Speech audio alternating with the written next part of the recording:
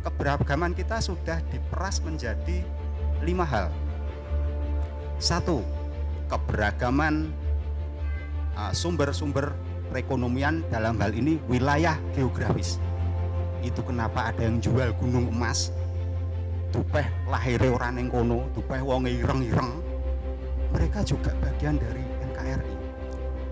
Kedua, keberagaman agama dengan segala kendalanya. Dengan demikian kita menjadi fokus, tidak ngelambiar. Saat kita aktif di hal keberagaman agama, kita akan tahu apa saja kendalanya, intoleransi dan sebagainya.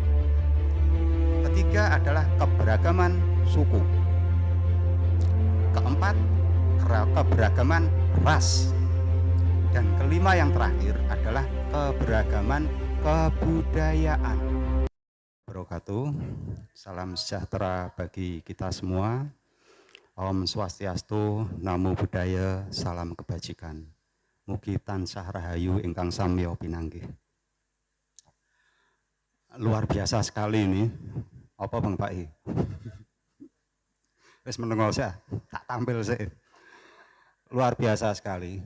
Saya setuju dengan apa yang disampaikan oleh, kalau Kak Matun dari dulu saya harus selalu setuju. Ini beda lagi ini. Saya setuju apa yang disampaikan oleh Profesor Dr. Andes Kiai Haji Yudian Wahyudi, Kepala Badan Pembinaan Ideologi Pancasila.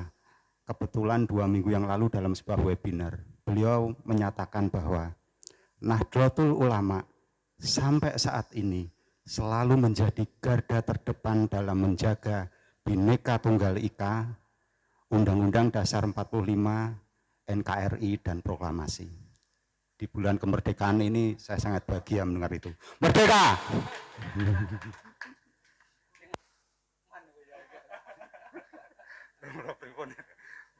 Kemarin saya gitu.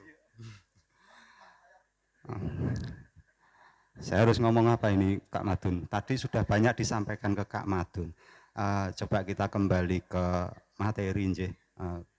Kebinekaan, merajut kebinekaan untuk menghadapi tantangan peradaban.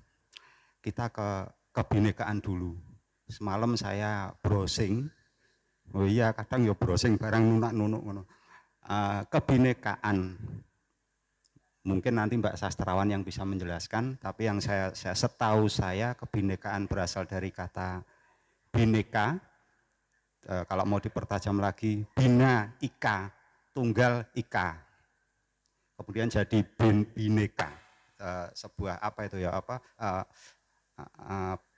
pergeseran penyebutan, tapi pada dasarnya adalah bina ika, tunggal ika. Dan sebenarnya itu berasal dari teologi Hindu.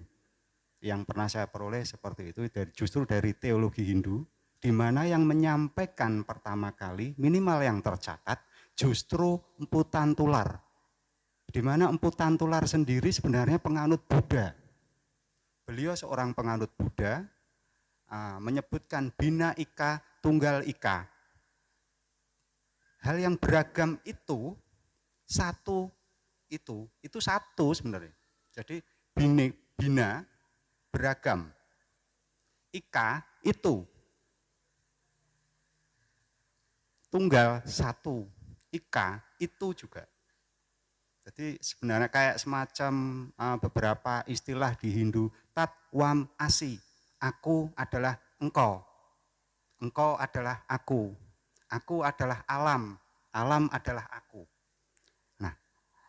Empu Tantular menyatakan itu, meskipun kita berbeda-beda, tapi sebenarnya satu, karena tanhana dharma mangrawa. Tidak ada kebenaran yang mendua. Kebenaran adalah satu, dari manapun kita memperjuangkannya. Mungkin sedikit yang saya tahu Kak Madun, awalnya dan itu sudah diusahakan oleh negara agar terwujud persatuan dan kesatuan tadi dalam mengatasi berbagai kendala dalam kebinekaan itu. Awalnya usaha keras penyatuan antara Hindu Siwa dan Hindu Wisnu. Itu dimulai sejak di masa Raja Airlangga, itu sudah dimulai. Kemudian di masa Singosari juga demikian. Puncak keberhasilannya adalah pada abad 14 di masa kerajaan Majapahit, di mana sistem pemerintahan adalah satu raja dan dua pemuka agama yang mewakili dari Buddha dan Hindu. Artinya permasalahan Hindu sendiri, Hindu Siwa dan Hindu Wisnu sudah selesai. Kemudian Hindu dan Buddha. Dan itu terus berlanjut.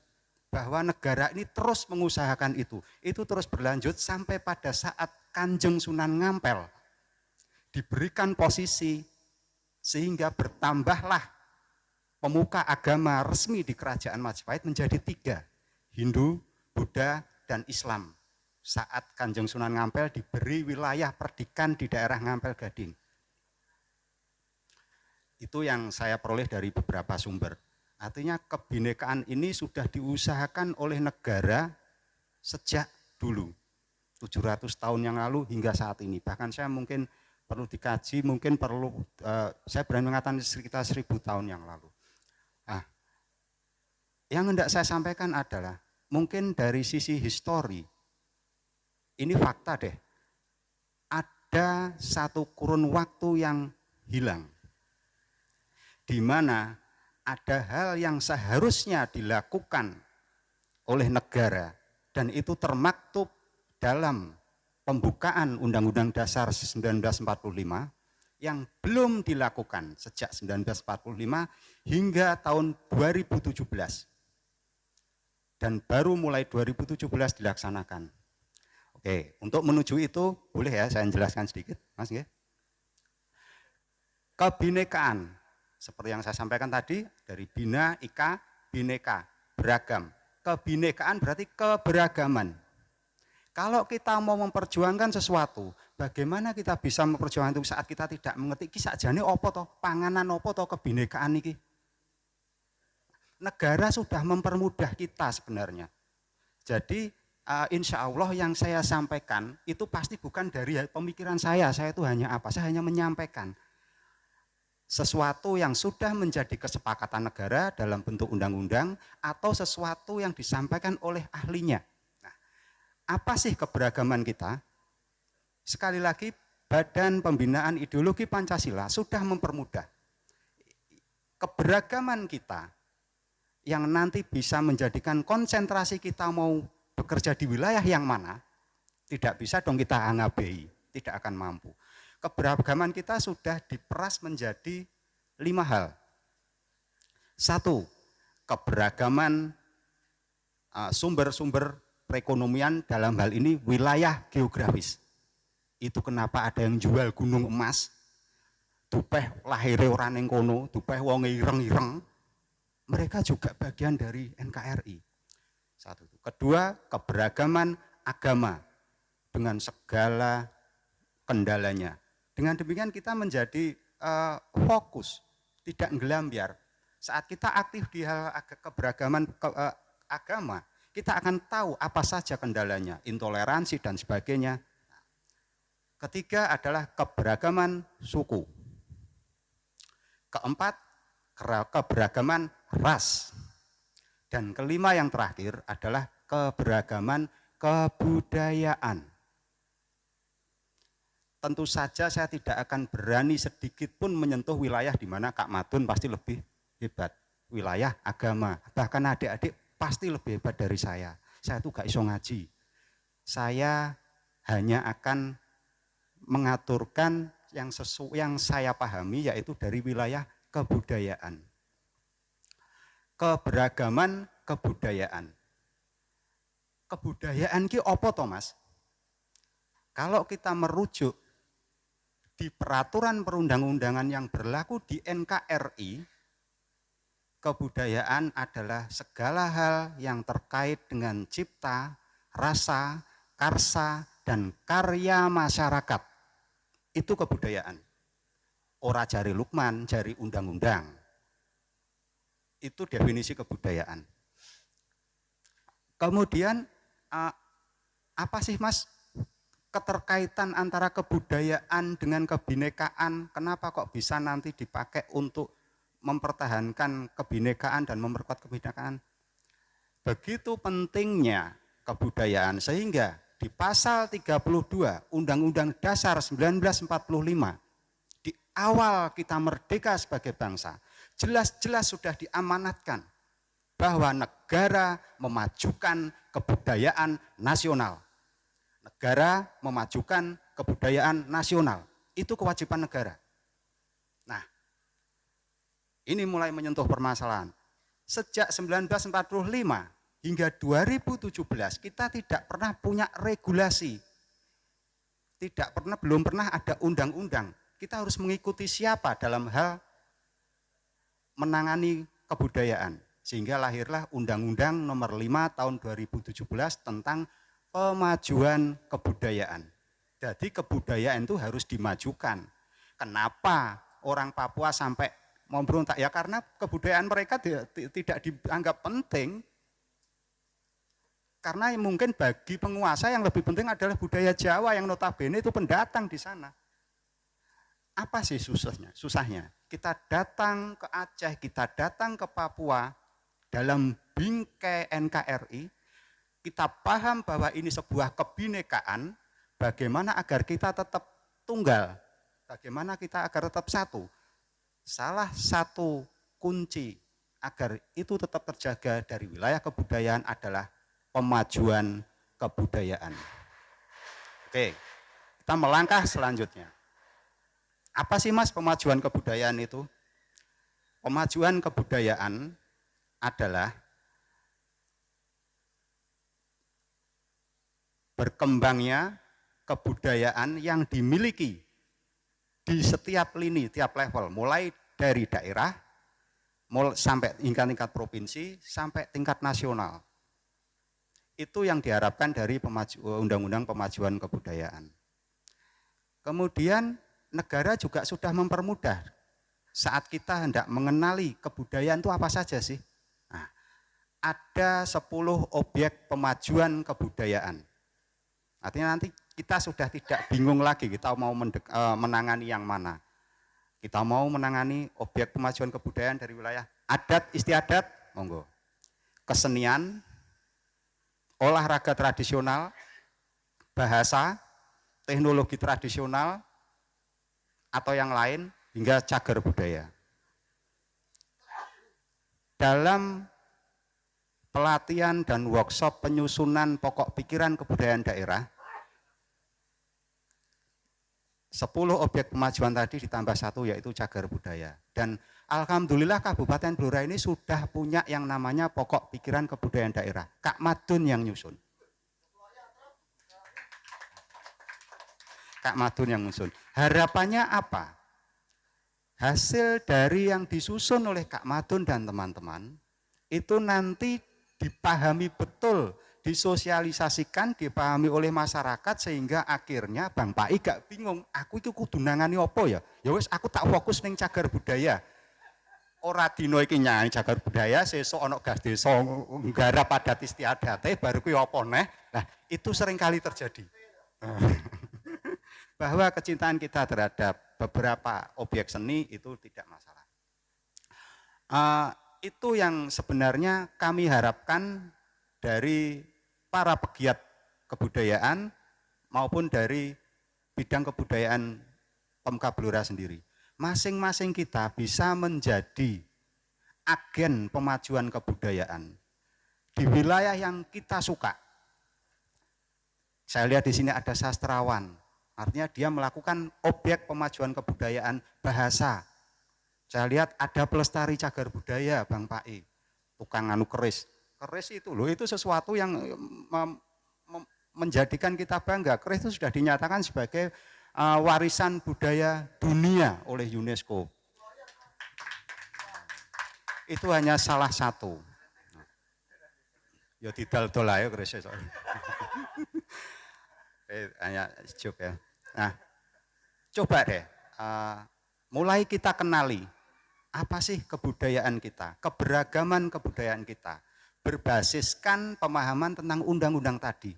Adat istiadatnya apa sih? Oh, kalau aku senang dengan adat istiadat, aku akan berusaha mensupport semua kegiatan yang berada di wilayah adat istiadat.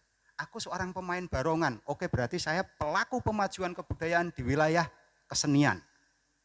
Aku kok ngelihat anak-anak kecil daripada main game, katakanlah kita nggak bisa menahan lajunya teknologi ya. Tapi nyun sewu ini sedikit pengalaman. Di masa PPKM ini, adik-adik kita, anak-anak kita, anak saya, tadinya mulai pagi sampai sore dia pegang HP, alasannya sekolah daring. Saya tahu dia sebagian waktunya main game. Tapi dengan bijak, tak suruh ke gerdu, di situ tak suruh ngumpulin anak-anak yang lain, tak suruh melakukan permainan rakyat. Satu, dia jadi lebih sehat. Gobak sodor, betengan, engklek, itu hal kecil, iya lucu ya Mas ya. Tapi itulah hal kecil yang bisa kita lakukan. Dan jenengan menjadi termasuk agen pemajuan kebudayaan. Tenanan itu. Hal-hal yang mungkin tidak terlalu kita pandang penting, tapi secara makro nantinya saat semakin banyak yang seperti itu akan memperkuat kebudayaan. Saat kebudayaan kita kuat, kebinekaan kita pasti akan lebih kuat lagi.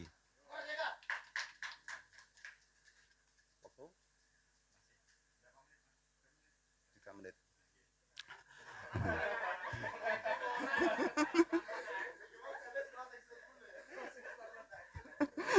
Gak, aku ya bingung juga. Ning kene iki asline kan wong ampuh-ampuh, aku ndredeg. Apa yang mau saya sampaikan? Saya itu gak iso ngaji, angger ketemu putra-putra putri kiai ngene iki aku bingung. Tapi ya mudah-mudahan yang saya sampaikan itu ada beberapa persen yang panjenengan tangkap adik-adik saya. Kalau mungkin ada nanti yang perlu ditanyakan untuk mengatasi kegalauan kita bersama, saya yakin semangat adik-adik ini sebenarnya kan sama. Semangat untuk memperkuat NKRI, memperkuat kebinekaan kita bersama. Tapi rata-rata belum paham apa sih yang harus saya kerjakan dalam memperkuat kebinekaan ini. Enggak usah jauh-jauh. Apa yang sudah Anda kerjakan hari ini yang menjadi kesenangan Anda, tinggal menyinkronkan itu dengan undang-undang peraturan perundangan yang ada. Kita punya banyak peraturan perundangan yang sebenarnya muaranya juga memperkuat kebinekaan, mengatasi intoleransi, mengatasi perusakan kebudayaan, memperkuat karakter kebinekaan, itu semuanya sebenarnya kita banyak peraturan perundangan yang membackup itu.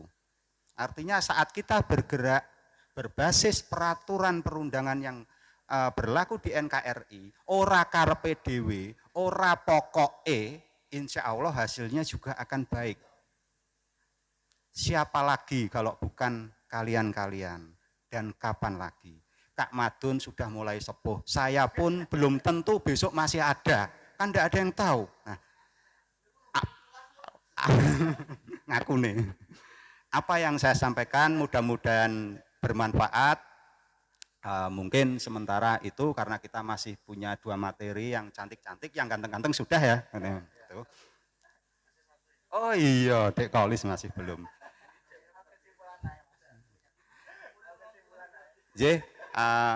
Oh iya, ada sedikit titipan tadi dari bidang kebudayaan berupa leaflet, mungkin nanti bisa dibagikan agar tahu bahwa itu salah satu unsur dari kebudayaan yaitu cagar budaya, agar mengerti apa itu cagar budaya. Ada pamflet ya nanti yang mau dibagikan. Dan kebetulan kemarin pihak panitia waktu bertemu saya juga menyampaikan, Mas Kolis, boleh nggih saya sampaikan? Boleh. Bahwa kedepannya ruang ini juga akan berfungsi sebagai ruang literasi dalam wujud perpustakaan. Nah, kebetulan di rumah saya itu banyak buku-buku yang double. Saya mungkin enggak akan kuat untuk menyumbang beli buku, tapi kebetulan pada waktu di BPJB dapatnya ya itu, di Sangiran, di Kementerian dapatnya ya itu buku-buku itu kalau berkenan saya sampaikan ke sini untuk menambah koleksi dari perpustakaan. Orang negara aku pribadi, pribadi ini. Negara ngomong Pak Mumu. Ngomong mbahmu. Oke, mungkin teman-teman, adik-adik sekalian, para sesepuh yang saya hormati, untuk sementara itu yang bisa saya sampaikan. Kalau ada pertanyaan bisa panjenengan sampaikan ke saya. Kalau saya tidak bisa jawab, saya akan bertanya pada Kak Madun. Oke, terima kasih atas perhatiannya. Assalamualaikum warahmatullahi wabarakatuh.